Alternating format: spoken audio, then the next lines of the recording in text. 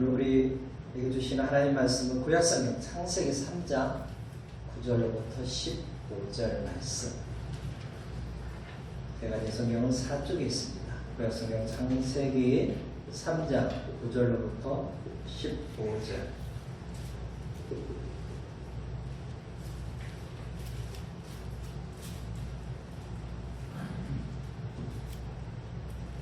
하셨으면 다같이 한 목소리로 합독하겠습니다.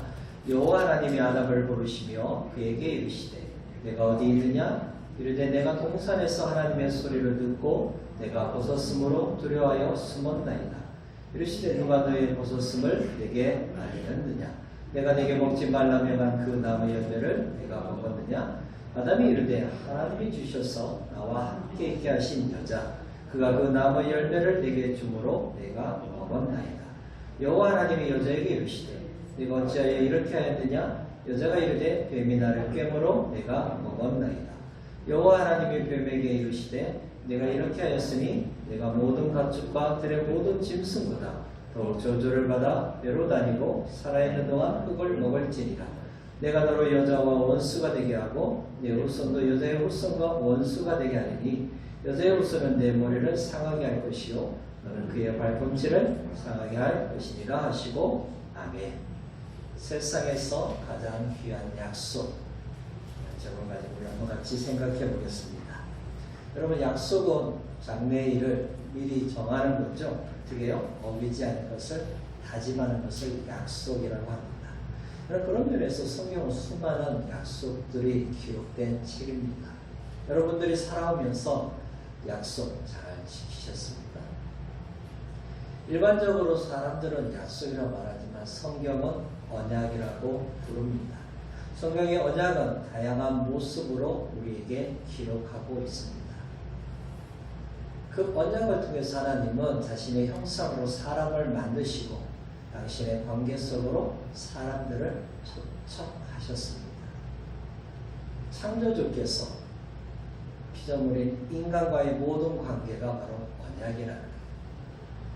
여러분, 구약의 언약이라는 이 메리트는 개인 간의 약속, 또 결혼, 국가 간의 조약 등 폭넓게 사용되었습니다. 오늘은 하나님께서 우리에게 주시는 약속, 세상에서 가장 귀한 약속이 담아져 있는 것이죠. 물론 이 약속에는 의무와 권리가 포함되어 있습니다. 결과적으로 이 약속을 어길 시에는 법적으로 제재를 당하는 공적인 그런 의무도 담겨져 있습니다. 그런데 하나님이 언약하신 것은 주도적으로 하나님이 언약을 체면하시면서 상대방이 즉 언약의 당사자인 우리는 절대적인 순종을 요구하고 있습니다. 그러면 강제적이냐? 아닙니다. 하나님은 사랑과 신실함을 가지고 우리와 약속하시는데요. 그 대표적인 것이 나는 너희의 하나님이 되고 너희는 내 백성이 되리라, 이 부분입니다. 자, 오늘 본문은 세상에서 가장 귀한 약속을 우리에게 가르쳐주고 있거든요. 여러분, 살아오면서 여러분에게 소중한 약속은 무엇이었습니까? 물론 신앙 부분을 빼면 배우자에게 사랑한다, 함께 살자, 이런 약속을 우리가 하죠. 그것이 소중한 거예요. 근데 돌아보면 그 약속을 잘 지키고 있었나요? 쉽지 않습니다. 사람의 맺은 언약은 상황이나 환경에 따라 바뀌기도 하고 그것을 잘 지키지 못하는 상황도 발생함을 우리가 보게 되죠. 그런데 하나님께서 우리에게 하신 이 언약은 반드시 지키신 분이십니다. 그래서 하나님은 언약에 신실하신 분이십니다. 민수기 23장 19절에도 하나님은 사람이 아니시니 거짓말을 하지 않으시고 인생이 아니시니 후회가 없으시도다. 어찌 그 말씀하신 말을 행하지 않으시며 하신 말씀을 실행하지 않으시랴. 아멘. 하나님은 뭐 하신 분이라고요? 본인이 하신 말씀에 대해서 반드시 행하시고 실행하시는 신실하신 분이시라는 거예요. 그런데 오늘 세상에서 가장 귀한 약속은 좋은 상황과 환경 속에서 맺어진 것이 아니에요. 하나님께서 금하신 열매, 즉 선악을 알게 하는 그 과실을 아담과 그의 아내가 먹게 되죠. 옛 뱀이라 하는 사단이 뱀의 모습을 통해서 여자를 유혹합니다. 즉 하나님이 금하신 열매를 먹도록 유혹하죠. 자, 유혹되어서 범죄한 여자가 자신의 남편인 아담에게 그 열매를 주어 그도 먹게 됩니다. 여러분, 먹으면 하나님처럼 되리라는 뱀의 이 말이 속삭임이 가장 그들에게는 끌리는 유혹이었을 거예요. 이걸 먹으면 너희도 하나님처럼 되리라. 이런 상황 속에서 본문의 핵심인 3장 15절 이 구절이 나오는데요. 세상에서 가장 귀한 약속이 우리에게 주신 은혜가 무엇인가를 오늘 함께 살펴보려고 합니다. 첫 번째, 세상에서 가장 귀한 약속은 죄로 인함입니다. 사실 이 약속은 인간의 타락으로 말미암아 그 기원을 하고 있는데요. 우리 9절로부터 13절 다시 한번 읽어보겠습니다. 여호와 하나님이 아담을 부르시며 그에게 이르시되 내가 어디 있느냐? 이르되 내가 동산에서 하나님의 소리를 듣고 내가 벗었으므로 두려워하여 숨었나이다. 이르시되 누가 너의 벗었음을 내게 알렸느냐? 내가 내게 먹지 말라 명한 그 나무 열매를 내가 먹었느냐? 아담이 이르되 하나님이 주셔서 나와 함께 있게 하신 여자 그가 그 나무 열매를 내게 주므로 내가 먹었나이다. 여호와 하나님이 여자에게 이르시되 내가 어찌하여 이렇게 하였느냐? 여자가 이르되 뱀이 나를 꿰므로 내가 먹었나이다. 아멘. 일명 선악과를 따 먹은 아담과 그의 아내는 본인들이 벗은 걸 알고 무화과나무 잎을 어떻게 해요? 엮어서 치마로 삼습니다. 동산에 거르시는 여호와 하나님의 소리를 듣고 뭐요? 나무 사이에 숨어버리죠. 죄의 모습입니다. 여러분, 죄를 지은 인간은 뭐 한다고요? 숨습니다. 하나님을 점점점 멀리 하게 된다는 거예요. 숨어있는 그들을 향하여 찾아오신 여호와 하나님, 이 부분을 우리는 주목해야 합니다. 아담과 그의 아내처럼 우리도 뭡니까? 하나님을 떠났던 인생이었습니다. 저와 허물로 죽었던 우리를 향해서 하나님이 친히 찾아오신 겁니다. 여러분, 이런 엄청난 사건이 우리에게 일어난 거예요. 근데 우리는 뭐예요? 무덤덤해요. 때로는 마치 당연한 것처럼 여길 때가 있습니다. 여러분, 창조주 하나님이 사람의 몸을 입고 이 땅에 오셨다는 건 엄청난 사건이요, 기적입니다.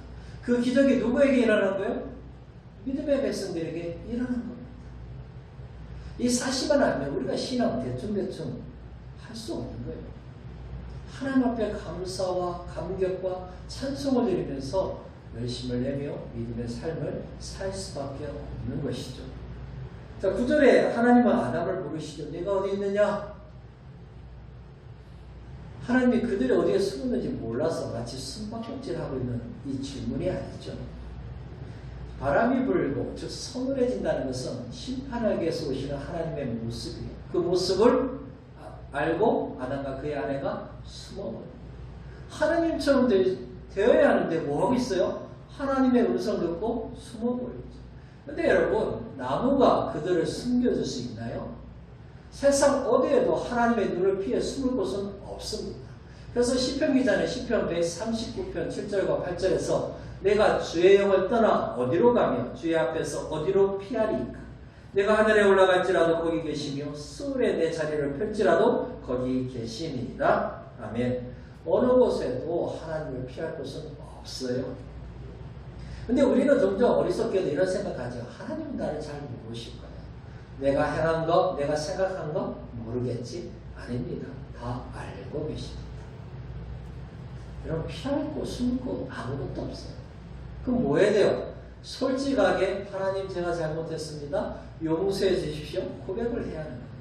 사실 하나님은 아담과 그의 아내가 행한 그 범죄가 무엇인가를 알고 있습니다. 근데 이 질문 속에는 뭐예요? 내가 무슨 짓을 하였느냐?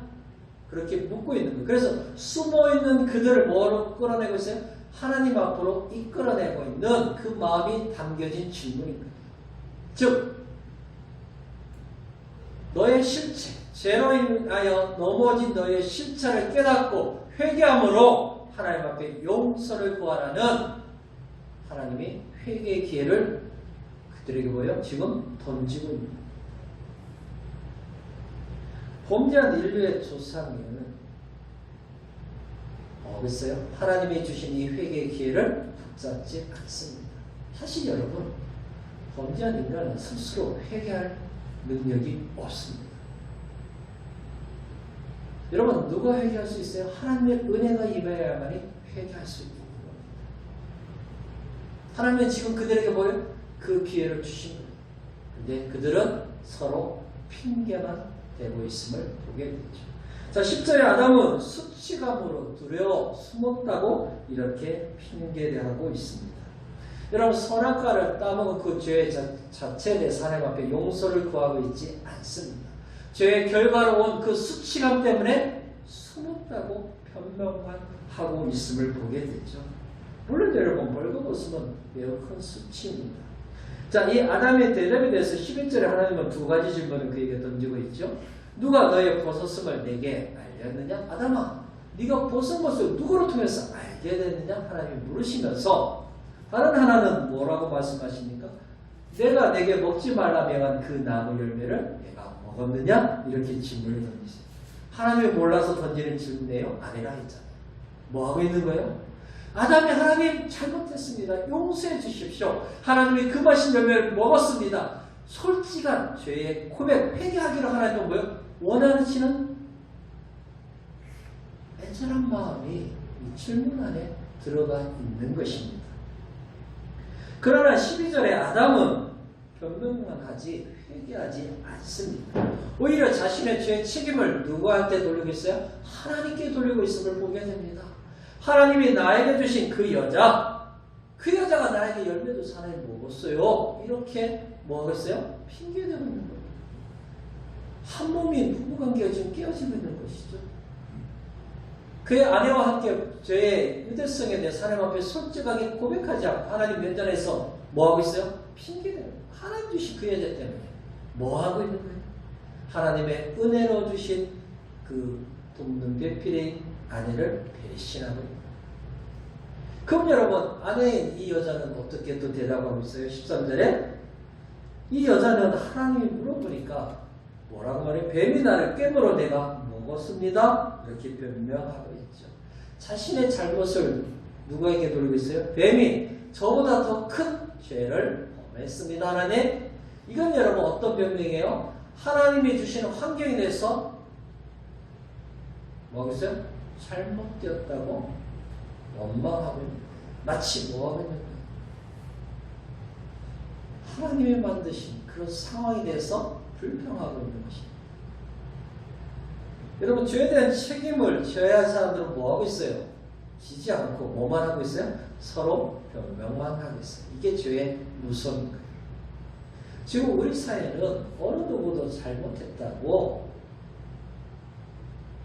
제 책임입니다 말하는 사람이 없습니다. 이것은 여러분 교회도 동일한 모습이에요. 누구 때문에 어떤 상황과 환경 때문이라 말하지 하나님 제가 잘못했습니다. 용서해 주십시오. 이런 말을 하지 않습니다. 사랑하는 여러분, 세상에서 가장 귀한 약속의 상황은 인간의 범죄하는 상황 속에서 하나님이 우리에게 주신 겁니다. 그 범죄함으로 말미암아 심판으로 끝내지 않고 하나님이 뭐예요? 우리에게 주신 가장 귀한 약속을 허락해 주신 겁니다. 사실 여러분, 이 땅에 사는 날 동안 우리는 죄로부터 자유할 수 없습니다. 그때 숨지 마십시오. 피하지 마십시오. 솔직하게 하나님 앞에 고백하십시오. 하나님, 제가 잘못했습니다. 인간의 범죄에도 불구하고 가장 귀한 약속을 주신 그 하나님 앞에 영광을 돌리는 저와 여러분이 되시기를 주님의 이름으로 축복합니다. 아멘. 두 번째, 세상에서 가장 귀한 약속은 사단을 심판합니다. 여러분, 세상에서 가장 귀한 약속은 인간을 넘어지게 한 사단에 대한 징계가 나오는데요. 그것이 14절, 우리 다시 한번 읽어보겠습니다. 여호와 하나님이 뱀에게 이르시되 내가 이렇게 하였으니 내가 모든 가축과 들의 모든 짐승보다 더욱 저주를 받아 배로 다니고 살아있는 동안 흙을 먹을지니라. 아멘. 아담과 하와는 하나님이 주신 회개의 기회를 붙잡지 못하죠. 오히려 뭐하고 있어요? 하나님을 원망하고 불평하는 자리로 나아갔어요. 여러분, 죄는 결국 궁극적으로 뭐예요? 하나님을 원망하게 되어 있습니다. 자, 이제 타락의 원인을 제공한 뱀에게 하나님은 저주하시는데요. 근데 다른 게 있어요. 인간에게는 회개할 기회를 주었지만 뱀에게는 뭡니까? 그런 기회를 주지 않습니다. 이것을 볼 때, 즉 사단은 인간 이전에 타락하여서 더 이상 구제가 불가능한 상황임을 우리에게 가르쳐주고 있습니다. 여러분, 사단은 원래 어떤 존재였어요? 하나님을 섬겼던 천사였습니다. 에스겔 28장 14절과 15절에 보니까 너는 기름 부음을 받고 지키는 그룹이며 내가 너를 세우며 내가 하나님의 성산에 있어서 불타는 돌들 사이에 왕래하였도다. 내가 지음을 받던 날로부터 내 모든 길에 완전하더니 마침내 내게서 불의가 드러나더라. 아멘. 본래 하나님을 가까이 찬양으로 섬겼던 천사였던 사단이 범죄하죠. 타락하죠. 그래서 하나님을 대적합니다. 자, 하나님을 대적함으로 말미암아 하늘에서 땅으로 떨어지게 되죠. 그래서 에스겔 28장 17절에 네가 아름다움으로 마음이 교만하였으며 내가 영화로움으로 내 지혜를 더럽혔으며 내가 너를 땅에 던져 왕들 앞에 두어 그들의 구경거리가 되게 하였도다. 아멘. 땅에 떨어진 사단은 에덴 동산에 침입하죠. 뱀의 모습으로 하여서 뭡니까? 하나님의 형상으로 지은 인간을 미혹한 것입니다. 이런 뱀은 3장 1절에 보니까 하나님이 지으신 들짐승 가운데 가장 강교하더라. 가장 뭐예요? 탁월한 지혜를 가지고 있다. 그 하나님 주신 그 지혜를 뭐하고 있어요? 불의함에 사용하고 있는 것입니다. 그러자 하나님은 이제 뭐니까 모든 가축 들짐승 중에서 가장 저주를 받은, 그래서 배로 땅을 기어다니는 존재, 살아있는 동안 흙, 즉 티끌을 먹어야 할 존재로 하나님이 심판하십니다. 여러분, 구약에는 티끌을 먹는다는 것은 가장 수치스러운 뜻을 가지고 있습니다. 이사야 49장 23절에 왕들은 내 양부가 되며 왕비들은 내 유모가 될 것이며 그들이 얼굴을 땅에 대고 내게 절하고 내 발에 티끌을 핥을 것이니 내가 나를 여호와인 줄 알리라. 나를 바라는 자는 수치를 당하지 아니하리라. 아멘. 발에 티끌을 핥는 것 가장 수치스러운 모습이거든요. 근데 누가 그렇게 된다고요? 뱀이. 사람을 유혹한 죄로 인하여서 하나님이 뭡니까? 가장 수치스럽고 저주스러운 존재로 하나님이 징계하신 거예요. 사실 여러분, 인간은 흙으로 만들어졌죠. 그래서 장차 뭐예요? 흙으로 돌아가는 심판을 받게 됩니다. 이것은 바로 뱀이 흙을 먹는다는 것은 인간의 죽음의 일조였음을 우리에게 가르쳐 준 거예요. 근데 여러분, 이 구절을 문자적으로 보면 안 돼요. 뱀은 매로 다니고 살아있는 동안 흙을 먹을 것이라. 여러분, 사실 뱀 흙 안 먹거든요. 그래서 어떤 사람들은 이것을 문자적으로 보고 성경 잘못됐다, 오류가 있다 이렇게 주장하는데 이건 상징적인 겁니다. 물론 여러분, 여기서 통해서 뱀이 뭡니까?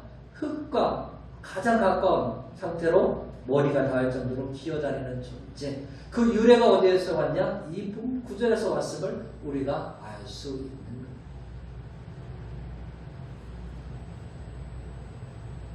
하나님의 뱀에게 묻습니다. 14절에 보니까 내가 이렇게 하였으니, 그 말은 뭐예요? 내가 너에게 지금 징계를 내린 것은 네가 행한 것에 대한 당연한 처사임을 하나님이 말씀하고 있다. 여러분, 하나님의 징계는 하나님의 마음대로 하시는 게 아니에요. 감정대로, 기분대로 하시는 게 아니에요. 공의와 정의를 가지고 징계하시는 거예요. 여러분, 아무리 흉악한 죄를 범한 자랄지라도 하나님은 어떻게 징계하신다고요? 기준이 있다. 네가 행한 대로 갚으시는 하나님. 여러분, 저주를 받아 땅을 배로 기어다니는 이 존재는 무엇을 상징하겠어요? 땅에 속한 자들의 모습을 우리에게 가르쳐줍니다. 그들이 어떻게 이 땅에서 살아가며 어떻게 최후를 맞을 것인가를 우리에게 가르쳐주는, 상징적으로 가르쳐주고 있는 구절입니다. 결국 사탄은 요한계시록 20장 10절에서 또 그들을 미혹하는 마귀가 불과 유황못에 던져지니 거기는 그 짐승과 거짓 선지자도 있어 세세토록 밤낮 괴로움을 받으리라. 아멘. 결국 어떻게 됩니까? 불과 유황못에 던져져서 영원토록 고통 가운데 살게 되는 것이죠. 사랑하는 여러분, 인간을 타락하도록 만든 뱀은 하나님의 영원한 심판을 받게 됩니다. 세상에서 가장 귀한 약속은 죄와 사망의 권세를 가진 사단을 깨트리는 것이죠. 사람이 이 땅에 살면서 경험하는 모든 어려움과 잘못된 것은 다 죄의 증상들, 열매들입니다. 여러분에게 슬픔이 있습니까? 고통, 괴로움, 염려와 걱정과 두려움과 외로움, 미움과 원망과 질투. 인간이 살아가면서 비참함과 좌절감 속에서 사는 것이 바로 죄로 인한 결과, 열매들입니다.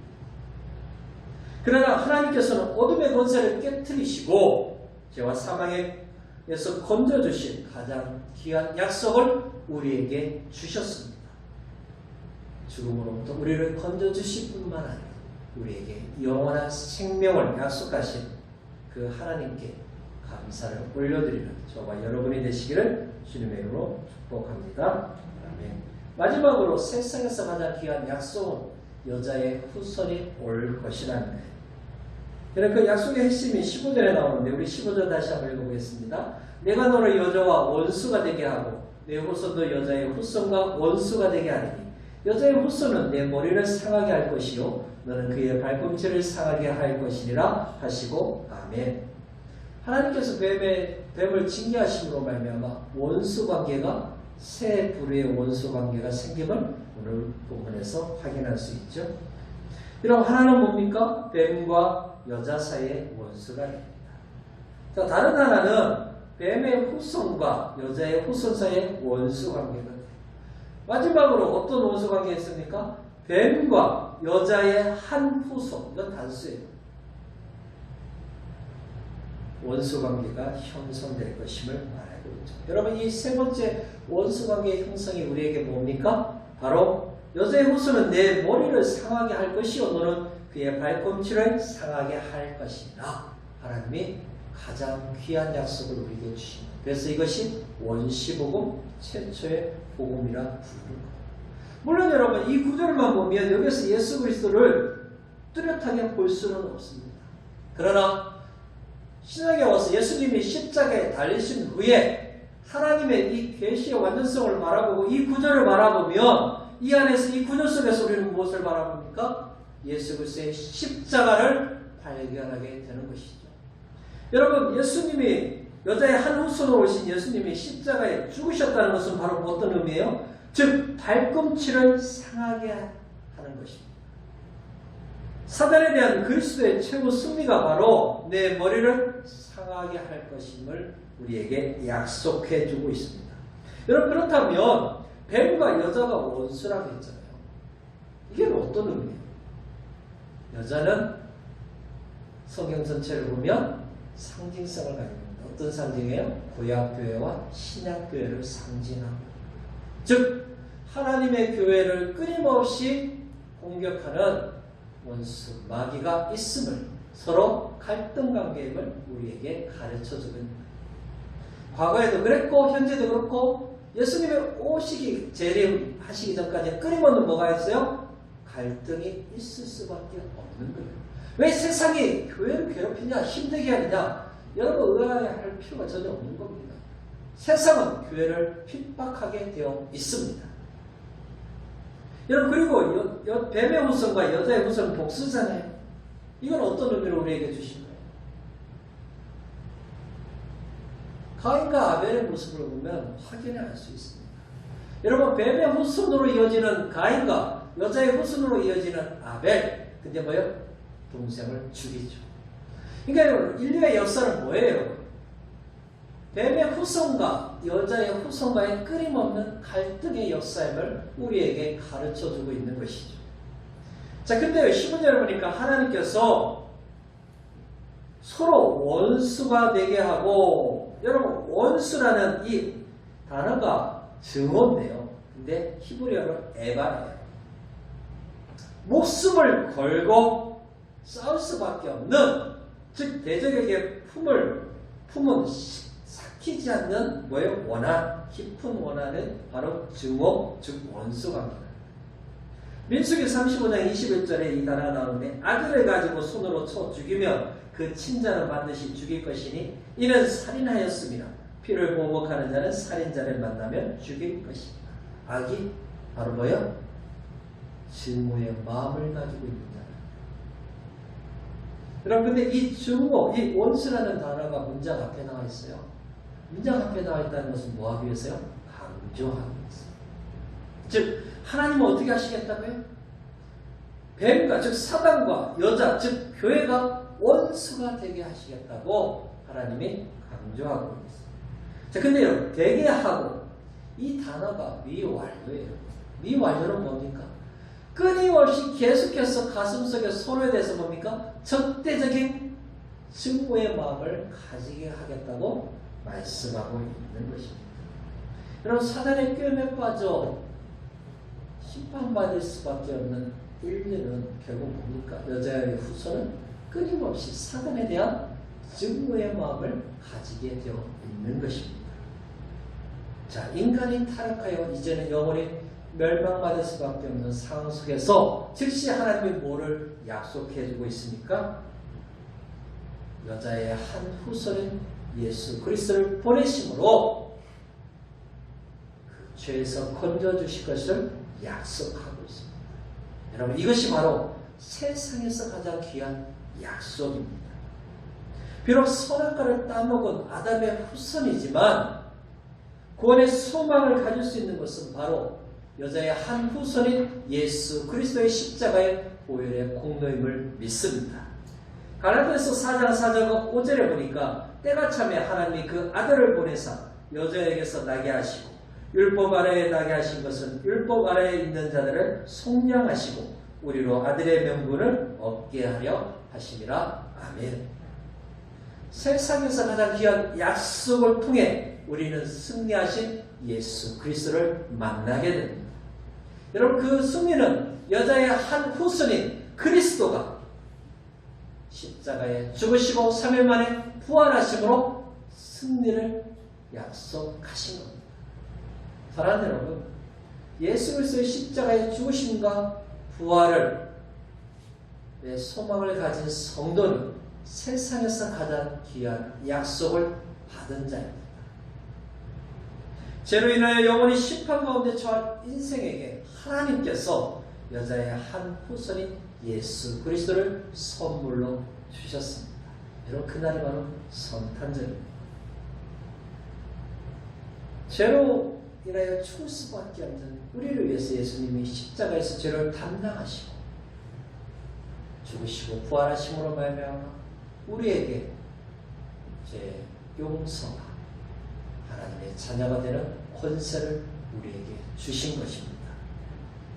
그 약속을 우리에게 주신 그 하나님께 영광을 돌리는 저와 여러분이 되시기를 주님의 이름으로 축복합니다. 아멘. 말씀을 맺겠습니다. 여러분 그리스도인은 세상에서 가장 귀한 약속을 받은 존재라 했습니다. 왜냐하면 죽음의 문제, 죄의 문제를 해결하기 위해서 여자의 한 후손인 예수 그리스도를 우리에게 주셨기 때문입니다. 주님은 그 십자가에 흘리신 보배로운 피로 말미암아 우리의 죄를 용서해 주시고 구원을 베풀어 주셨습니다. 우리를 위해 이 땅에 예수 그리스도를 보내주신 하나님께 늘 영광과 찬송을 돌려드리는 것은 성도의 마땅한 자세입니다. 그런데 우리가 해야 할 사명이 있습니다. 예수님이 다시 이 땅에 오시는 그 재림의 날까지 우리는 주님과 함께 동행하면서 원수 마귀 사단과 영적 전쟁을 해야 하는 것입니다. 물론 이 영적 전쟁은 이미 예수님이 십자가에서 승리하셨습니다.